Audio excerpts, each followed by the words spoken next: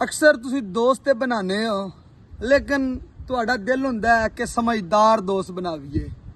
लेकिन मेरे दोस्तों, समझदार दोस्त बनाने दे नाल नाल वफादार दोस्त भी बनाया करो।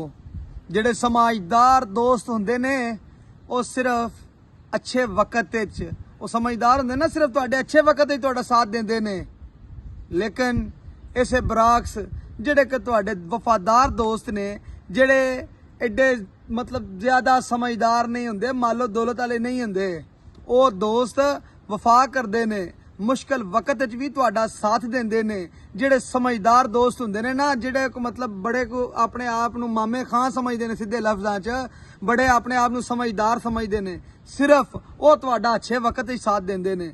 कदी अगर तुहानू इस गल ते शक है ना, अज अपने किसी दोस्त नू जेड़ा कि तुहाडा बड़ा समझदार है, ओनू काल मिलाओ ते ओनू कहो कि यार मैनू जेड़ा है ना, मेरा भरा घर च कोई मसला बन गया, इन्ने पैसे की जरूरत है।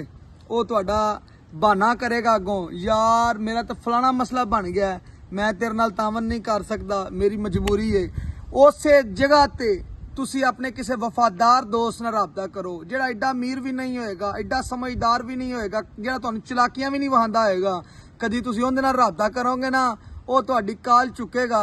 अगर उहदे कोल पैसे ना भी ना होए, वो तुहानू हौसला देगा, तुहानू कहेगा मेरा वीर तू टेंशन ना लै, मैं तेरे नाल हाँ, तू थोड़ा जा मैनू टाइम दे, मैं अरेंज करना वा। वो कुछ चाचा ठगे, यार ठगे, जिथों मर्जी करे, लेकिन तुहाडा तावन तुहाडे नाल लाजमी करेगा, तुहाडे वास्ते पैसे दे अरेंज लाजमी करेगा। अगर उहदे कोल ना भी ना हो सकिया, वो मतलब तुहाडे कोल चल के आएगा, तुहाडे नाल हमदर्दी जता के तुहानू जेड़ा है ना कहेगा कि यार ऐ मैं बड़ी कोशिश की है, मेरे को इन्ने को पैसे होए ने, ठीक है, लेकिन वफादारी लाजमी करेगा। समझदारां कोलों किनारा कशी करो, कल्ले समझदार इकट्ठे ना करो। एक गल अपने ज़हन च बिठा लवो। ये अफाक भाई ने तुहानू गल वो दसी है कि जेड़ी असी रोजमर्रा दी जिंदगी दे विच वेखने, कल्ला सोशल मीडिया दी गल्लां नहीं हैन, इस जिंदगी दा हाजरे वक्त है। अज तजर्बा करना है, किसी समझदार 2 4 5 बेलियां नू कॉल कर लो, तुहानू आप ही सिख मिल जाएगी। बहुत शुक्रिया दोस्तों, दुआं च याद रखा जे। मैं तुहाडा वीर अफाक अहमद राजपूत, मैं पंजाब दे जिला हाफिजाबाद दा रैशी हां ते गांव मेरा चक चट्ठा है। अल्लाह हाफिज।